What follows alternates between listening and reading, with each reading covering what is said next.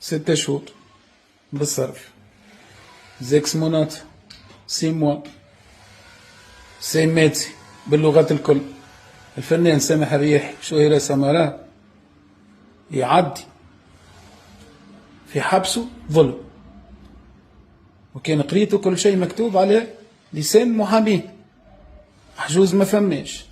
تعدي له قضية ابتزاز مبتزين، تسخير التليفونات انظاف يلق ولقان، فلوسه منين جاية؟